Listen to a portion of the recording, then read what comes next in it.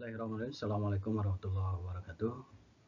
Anak-anakku sekalian, alhamdulillah pada kesempatan kali ini kita bisa ketemu kembali dalam pembelajaran online seperti biasa.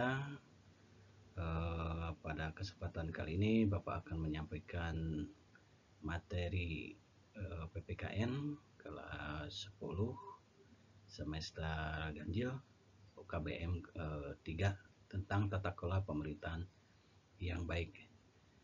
Nah, sebelumnya Bapak mendoakan kalian supaya dalam keadaan sehat walafiat. Dengan kata lain, semoga kita senantiasa dalam lindungan Allah Subhanahu wa taala. Amin ya rabbal alamin. Dan silakan simak dengan baik-baik sampai selesai.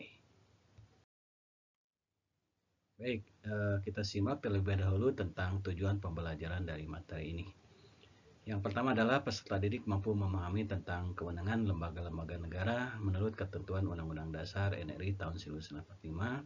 Kemudian yang kedua, peserta didik mampu mengidentifikasi lembaga suprastruktur dan infrastruktur politik.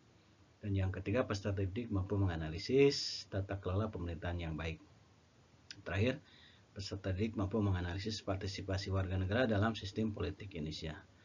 Nah, yang sekarang kita fokus adalah ke poin tujuan pembelajaran yang ketiga. Peserta didik mampu menganalisis tata kelola pemerintahan yang baik.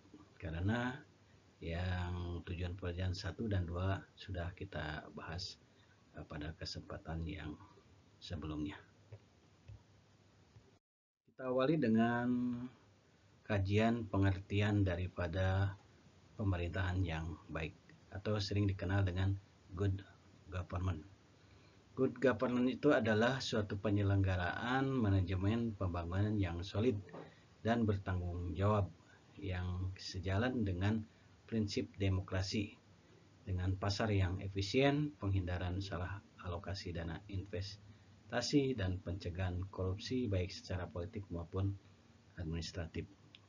Kemudian menjalankan disiplin anggaran serta penciptaan legal and political framework atau program bagi tumbuhnya aktivitas usaha.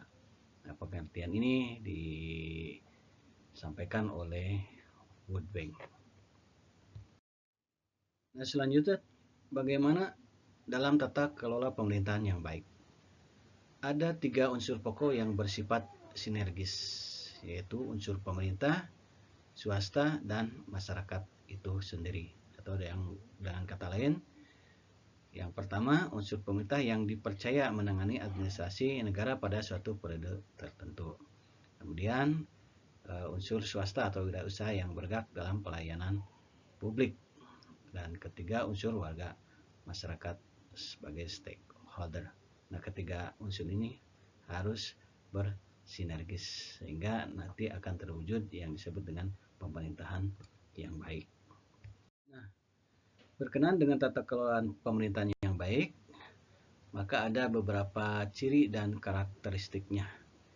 Nah, ciri dan karakteristiknya ini disampaikan oleh Laude Ida tahun 2002. Yang pertama adalah terwujudnya interaksi yang baik antara pemerintah, swasta, dan masyarakat. Kemudian terjalinnya komunikasi atau dengan adanya jaringan multisistem pemerintah, swasta, dan masyarakat yang melakukan sinergi untuk menghasilkan output yang berkualitas. Yang selanjutnya proses penguatan diri sendiri atau self-enforcing proses, sehingga pemerintah mampu mengatasi kekacauan dalam kondisi lingkungan dan dinamika masyarakat yang tinggi. Kemudian selanjutnya keseimbangan kekuatan, balance of force, dalam rangka mewujudkan pembangunan yang berkelanjutan, sustainable development. Dan yang terakhir, independensi, yakni menciptakan saling ketergantungan yang dinamis antara pemerintah, swasta, dan masyarakat itu sendiri melalui koordinasi dan fasilitasi. Sehubungan dengan tata pemerintahan yang baik berkaitan dengan struktur pemerintahan itu sendiri, itu mencakup hal-hal sebagai berikut, atau dengan kata lain, tata pemerintahan yang baik itu bercirikan satu, hubungan antara pemerintah dan pasar. Misalnya pemerintah mengendalikan harga-harga sembako agar sesuai dengan harga pasar, sehingga masyarakat bisa memiliki daya beli atau harga bisa terjangkau oleh masyarakat itu sendiri. Yang kedua, adanya hubungan antara pemerintah dan rakyat. Misalnya pemerintah memberikan pelayanan dan perlindungan bagi rakyat. Kemudian yang ketiga, adanya hubungan antara pemerintah dan organisasi kemasyarakatan, di mana organisasi kemasyarakatan ini diberikan kesempatan untuk berpartisipasi dalam pembangunan. Keempat, hubungan antara pejabat-pejabat yang dipilih atau politisi dan yang diangkat atau pejabat birokrat. Misalnya selalu mengadakan pertemuan atau rembugan atau musyawarah atau diskusi antara tokoh masyarakat dengan pejabat birokrat maupun pejabat politisi. Selanjutnya masih tentang tata pemerintahan yang baik. Yang kelima adalah hubungan antara lembaga pemerintahan daerah dan penduduk perkotaan maupun pedesaan. Misalnya memberikan izin bertempat tinggal kepada penduduk pedesaan yang bekerja di perkotaan. Keenam, hubungan antara legislatif dan eksekutif. Misalnya dalam melakukan pembuatan rancangan undang-undang. Dan yang terakhir, ketujuh adalah adanya hubungan pemerintahan pusat atau nasional dan lembaga-lembaga internasional dalam menjalin kerjasama di segala bidang untuk kemajuan bangsa dan negara sesuai dengan tujuan dan cita-cita negara kita sendiri, itu mewujudkan masyarakat yang adil dan makmur berdasarkan Pancasila dan Undang-Undang Dasar Negara Republik Indonesia tahun 1945. Nah, untuk mengimplementasikan tata kelola pemerintahan yang baik, maka diperlukan beberapa persyaratan. Satu di antaranya adalah mewujudkan efisiensi dalam manajemen pada sektor publik.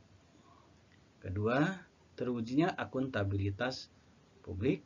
Ketiga, tersedianya perangkat hukum yang memadai, bisa berupa peraturan perundang-undangan. Yang keempat, adanya sistem informasi yang menjamin akses masyarakat terhadap berbagai kebijakan pemerintah itu sendiri.